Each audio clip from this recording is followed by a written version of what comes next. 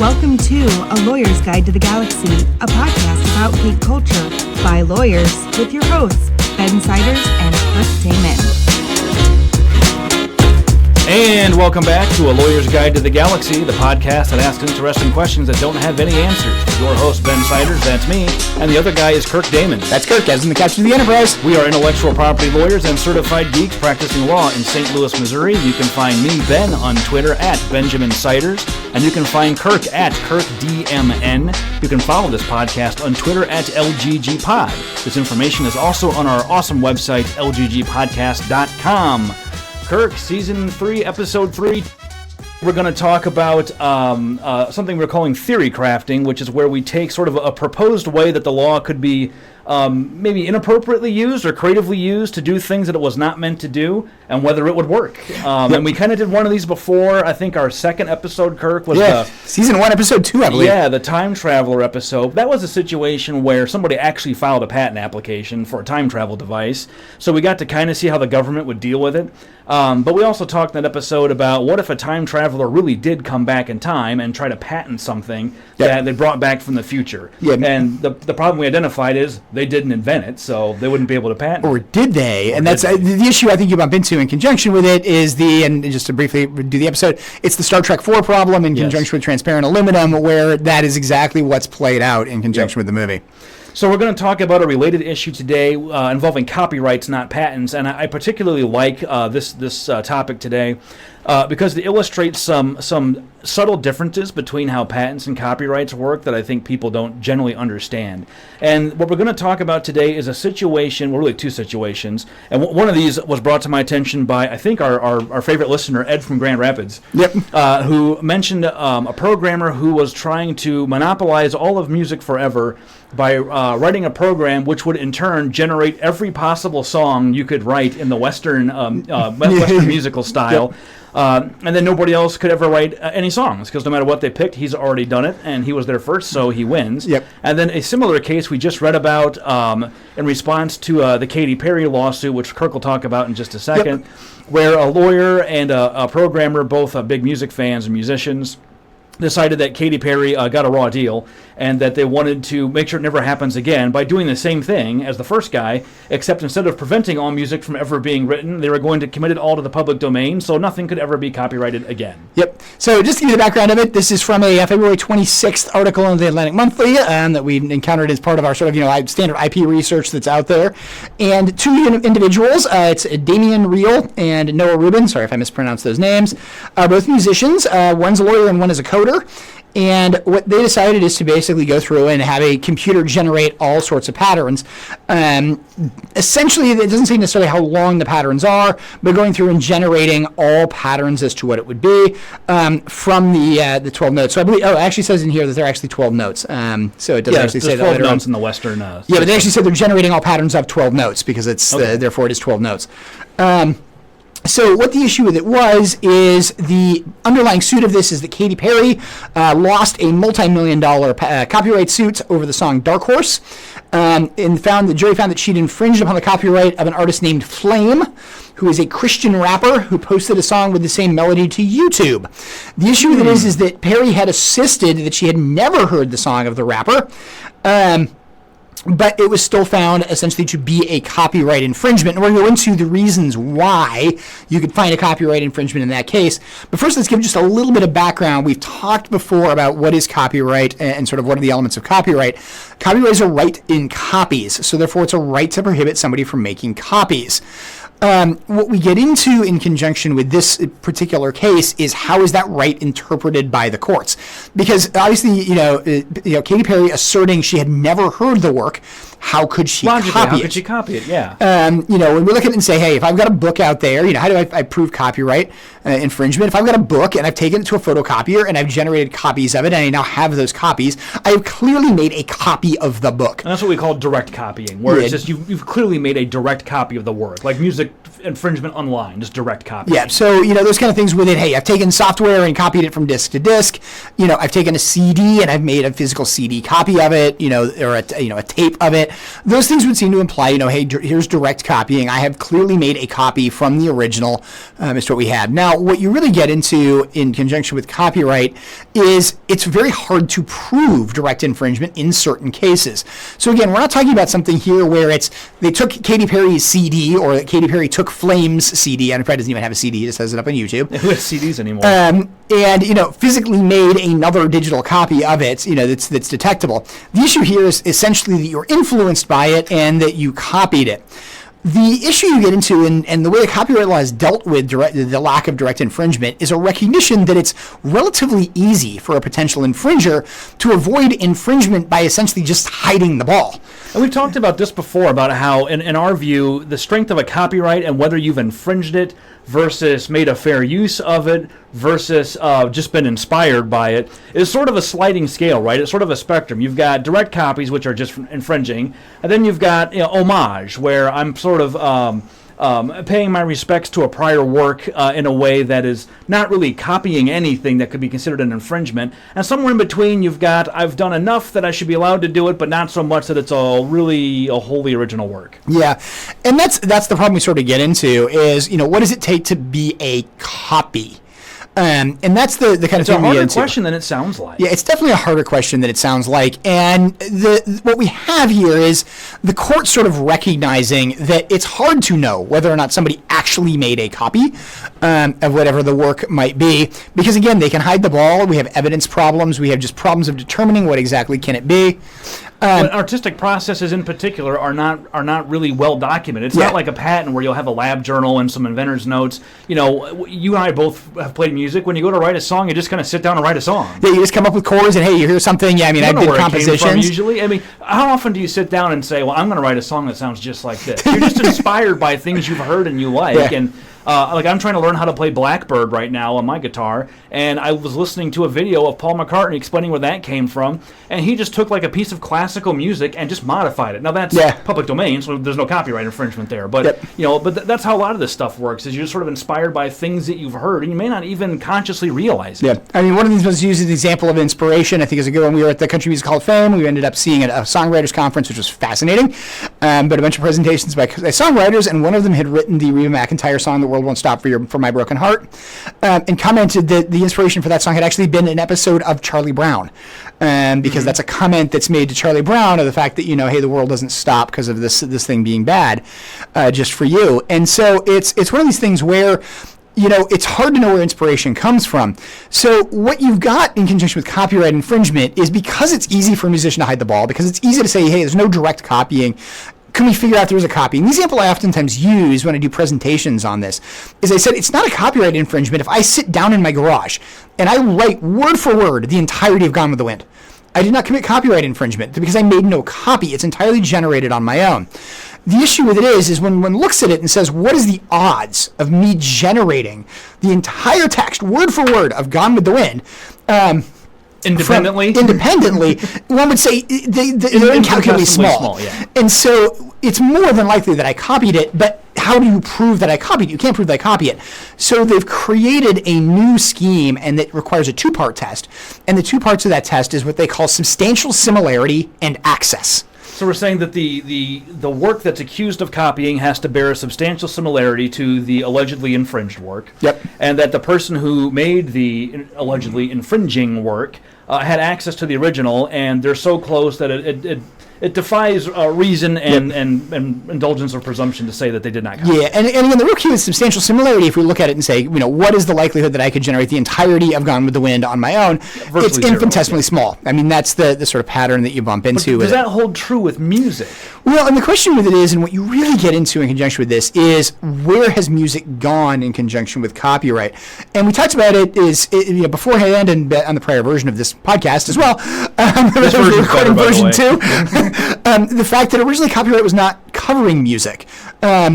it originally really wasn't directed to music because music was seen as ephemeral. It covered a copyright in the written score of music, but there was no methodology for recording. So the technology that you guys are all listening to on us right now, even the most primitive versions of it didn't exist. There was no way to understand what music would be as a sound because there was no way to record it. There was no way to generate it. Performance rights as opposed to actual rights in a recording of a performance. In a recording. Now, once we actually had recorded music, and actually originally it was done in conjunction with piano rolls and player pianos, which is why to this day recording rights are referred to as mechanical licenses. It's a mechanical performance. Mechanical performance, yeah. What you would essentially bump into is there was no copyright in this. Well, we now said, hey, there is a copyright in the actual recording sounds as to what it is, not just in the score.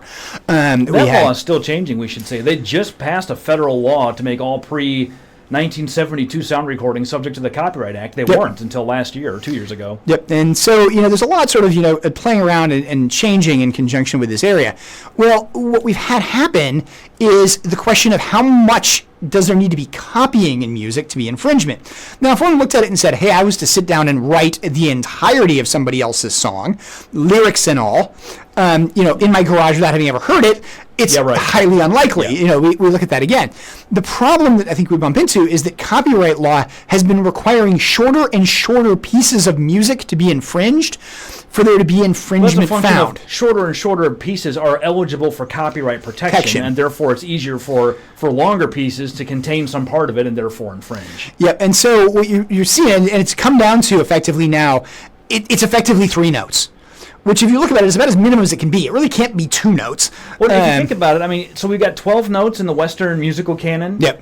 In any given key signature that you're in, you've really only got 7. Yep. And I mentioned on our last one, I'm working on learning guitar, and under the pentatonic scale, you've only got 5. Yep. So now we're talking about I can play 3 out of 5 notes and get a copyright to it? Yeah, and I think that's the thing that you bump into is hey, can you get a copyright to playing 3 out of 5 notes? More importantly, if you write an entire song, can somebody infringe it by copying merely 3 out of 5 notes? And the issue, what we're getting into, is this determination of substantial similarity. What you have to keep in mind is if we say the copyright of 3, or 3 notes is entitled to a copyright, if I have those same 3 notes, I'm not only substantially similar to it, I'm identical to it. Well, and particularly the odds are high when you've got genres like, I think popular music especially is prone to this. There is a limited range of what you can produce and still really fit within the genre. We talked about blues is like that, bluegrass is like that, country music is like that. The old popular phrase, country music is nothing other than 3 chords in the truth. 3 chords. Yeah. So we're talking 3 chords. Well, I don't know if I showed you this or not, but there was a video I watched from a group called the Axis of Awesome. Yeah, you did show me this. They basically play 40 or 50 different songs using the exact same 4 chords in different, basically C and A minor. Yep. And then a couple of related chords. And even in guitar, there's an acronym. I think it's CAGE, C-A-G-E. If you can play those 4 chords, you can play almost everything. So, there's a limited range of what you can play within these genres, which means the music is kind of by design supposed to sound alike. Yeah, the songs do sound alike. And there's a lot of jokes in conjunction. You'll find them on YouTube. You can find them sort of around the things. I played the country music one that played 6 country songs at the same time. You couldn't tell the difference. They play them on top of each other. They switch between solos freely. Stuff like that. Now, I do say that. I think that one's slightly off because I believe 2 or 3 of those songs are actually the same artist. Yeah, the same writer, not the same artist performing them. But a lot of what I think you bump into in conjunction with this is that we have this recognition in music that music is very similar and it's relatively simple, and we now have the copyright law looking at it and saying, hey, but yet these very short phrases, these very simple phrases, can potentially be subject to copyright and potential to infringement. So now what you bump into is we look at that 2-part test and we say, hey, it's substantially similar. We have met the first part of the test. The second part of the test is access. Will the person have access to it? What do you not have access to these days? And that's the issue. Access does not require me to actually have a copy of it, because then you could prove that I copied it, presumably.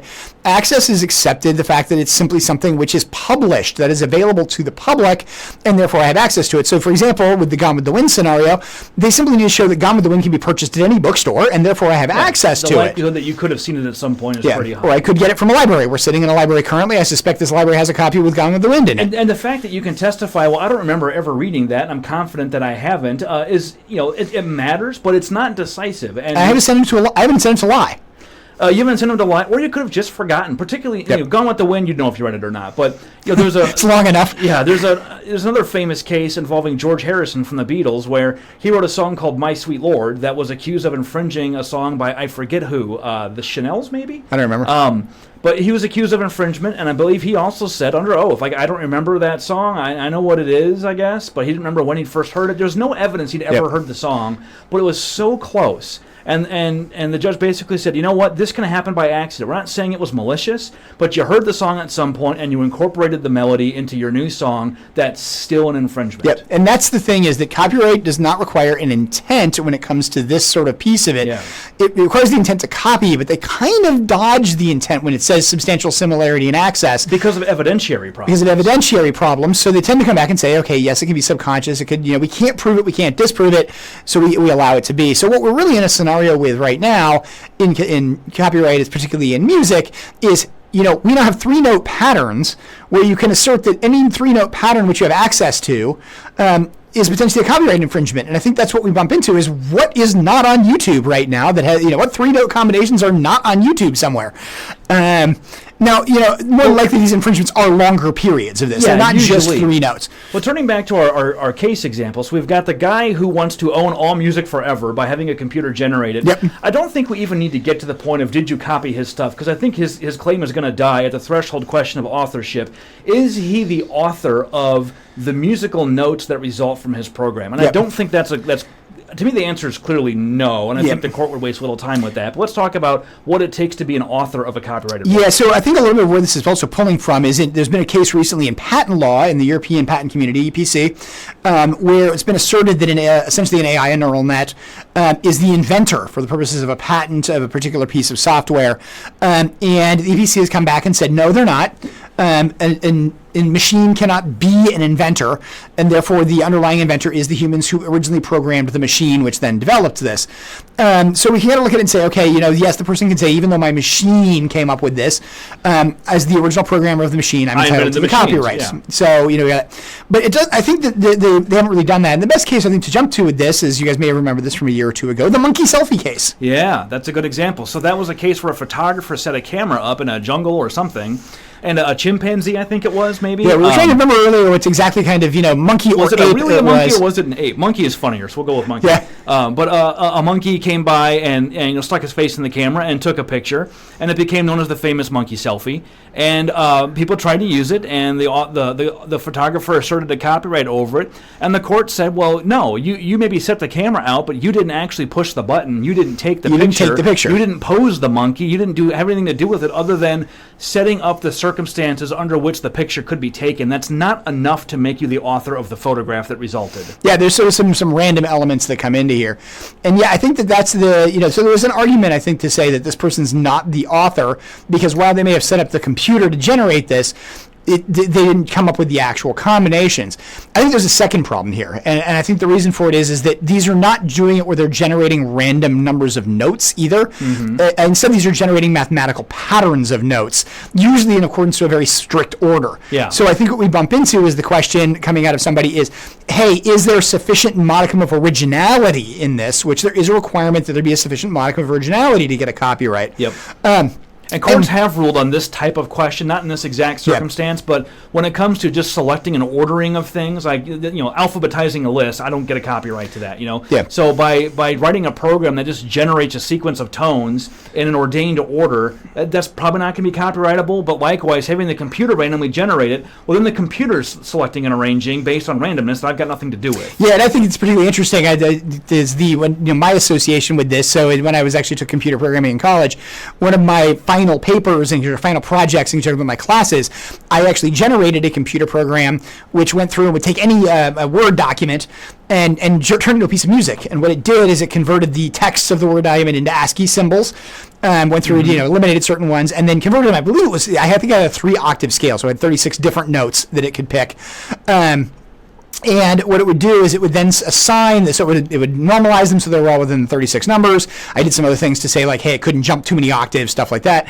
And then it assigned that the first note was, the first number associated with it was the note statement, and the second one was the length statement, and it would take any document and convert it to a musical piece of music. Yeah. And so I did this, and I actually ran through a bunch of my term papers and things like that when I was in college to demonstrate what it was. And then in sort of the great self-referential period, I took its own code, converted that from Word into the appropriate document, and then let it play its own code as a piece of music, which worked out surprisingly well, actually. Yeah. You have a derivative work argument as well. That's a true derivative work. Like it's a transformation or recasting of the original. The exact same work. Form. And so the thing that's interesting about it, though, is we look at it and say, is I entitled to a copyright in this? Well, I'm clearly entitled to a copyright in the program I wrote. Yeah. I was entitled to a copyright in the term paper I wrote. Arguably, that it was converting. Arguably, the resultant musical work was a derivative work of those two things. So maybe I'm entitled to a copyright from that respect of it being a derivative work and me being the author of it. This really raises higher questions too. Like modern art is really moving towards this like circumstantial art, and there's a lot of things that I look at and I'm like, well, that's not really art, but that's just me being a get off my lawn guy. Yeah, and performance arts, where you're talking about things that can now not recorded; they're live performances. Yeah, and then you get into the question of at what point is there too much randomness outside of the artist's control to where the artist, the nominal artist, is not actually the author of the resulting work. Yeah, and you get into things. I know one of the famous ones, the piece of work which is simply the audience noise. I can't remember. Yes. It's a time. I don't remember how long the time is. Maybe did that. Yeah, and that's where you bump into the question: who is the author of that work? I think there even was a little bit of copyright dispute over who is the author of that work. I would not be surprised. And things, but the thing that you really get into, I think, in conjunction with all of this is when we're talking about the idea of somebody generating a computer program and then claiming, hey, I own the copyright in all forms of music because my computer program generated these certain note patterns of certain lengths, it just seems like there's too many ways to say they're not entitled to the copyright, which I think most copyright attorneys would say are reasonable, that a court looking at this and saying, hey, we know what we're trying to do, we're not going to let you do it because there's plenty of reason that we can say you can't. And if all that fails, there's still a doctrine of copyright misuse where you can't use copyright for purposes like this. There's also antitrust law. There's all kinds of tools out there that Remember, the copyright is an exception to antitrust law, but you could potentially have those things. That's granted, but you still can run into problems if you're not careful with how you deploy your copyrights. The tying and things like that. So that's our first case, but I think that we can turn to the second one, which is the idea now of saying, hey, we're not going to do this to own the copyright and own everything. We're going to come in and we're going to simply give it to the public domain. So, Kirk, is that going to work? I also don't think that one's going to work. Yeah, me either. And the reason I don't think it's going to work, I think, first off, is going to be a question of it's hard to dedicate to the public domain something you don't own a copyright to. Yeah, so same problem. If I'm not the author, I can't public domain it. But then the argument is, if it has no author, isn't it de facto public domain? And now you bump into the question of, well, if it has no author, is not anything that the computer could generate public domain? Yeah. And now we bump into all this music copyrightable. Those type of things, sort of sort of logical conclusions, so to speak, or to use the legal term, the slippery slope argument. Yes. But what I think we really get into in conjunction with this thing is there really anything copyrightable in this?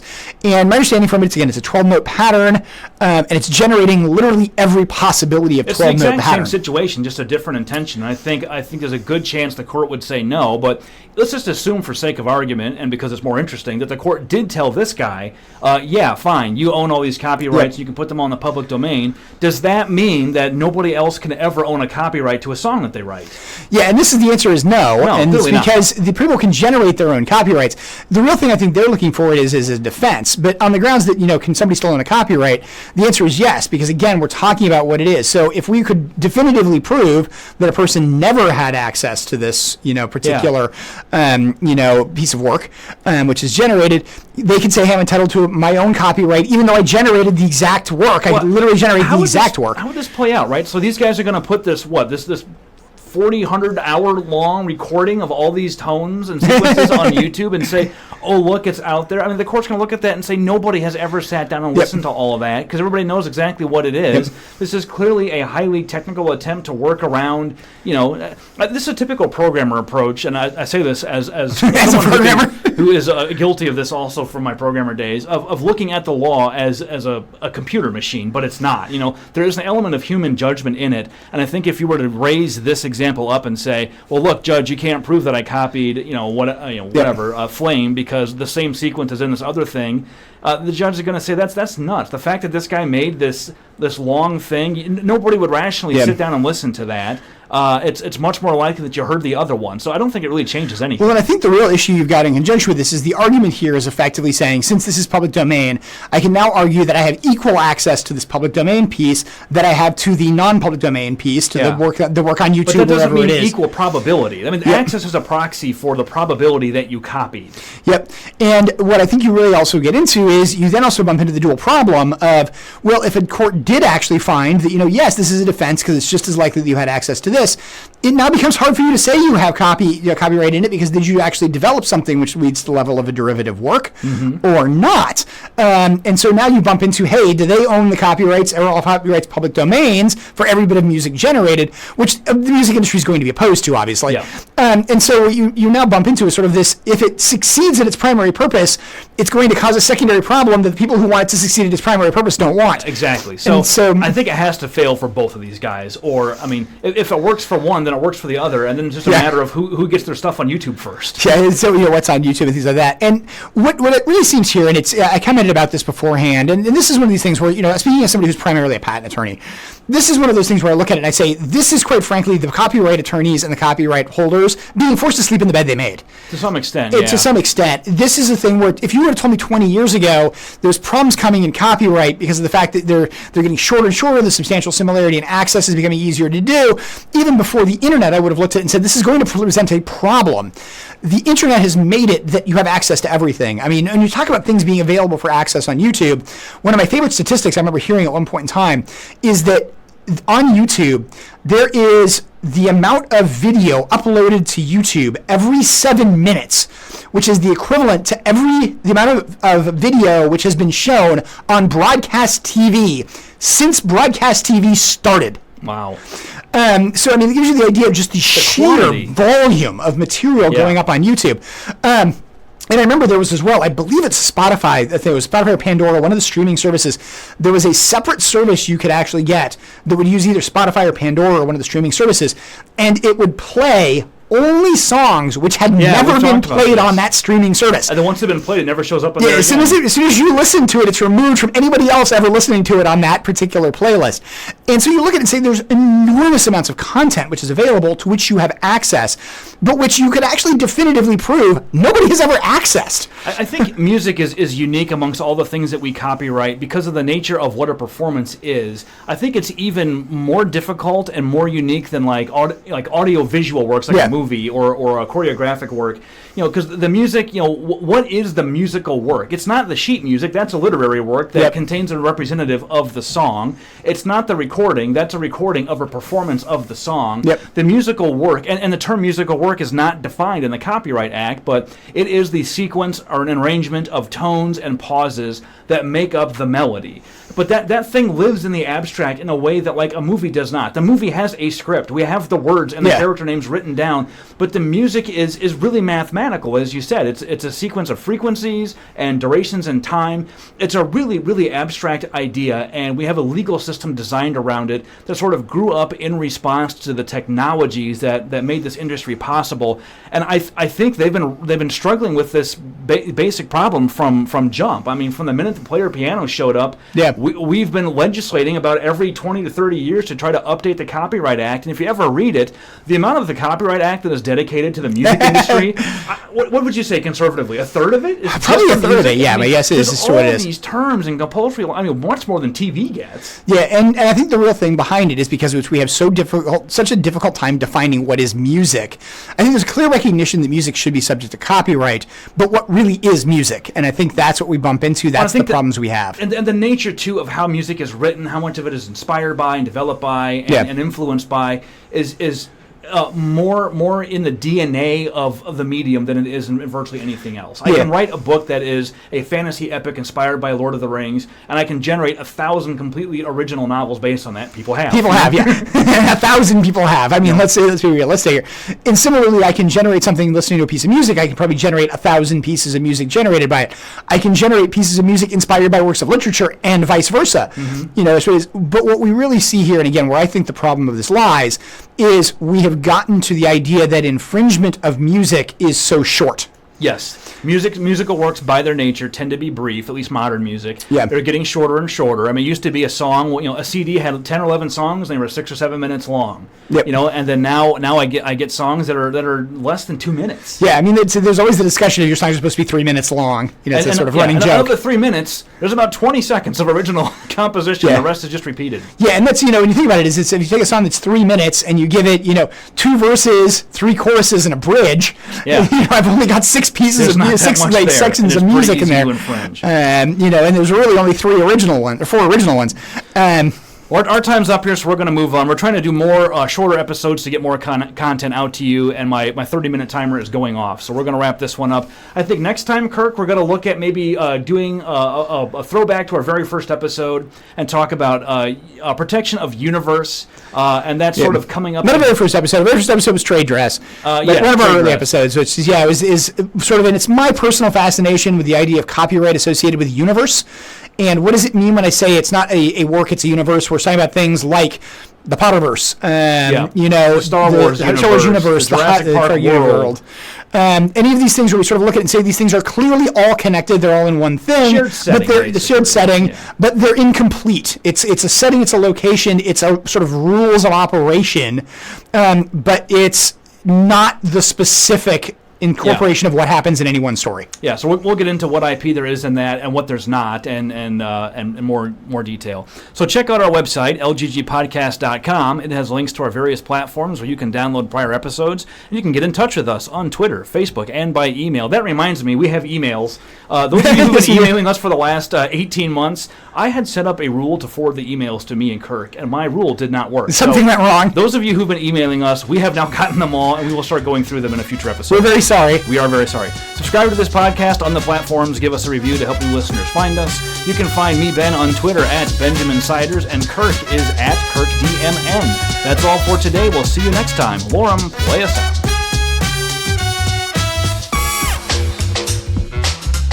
The views expressed by the participants of this program are their own and do not represent the views of, nor are they endorsed by Lewis Rice LLC, its officers, directors, employees, agents, representatives, shareholders, and subsidiaries. None of the content should be considered legal advice. As always, consult a lawyer. This podcast was produced and recorded in St. Louis, Missouri.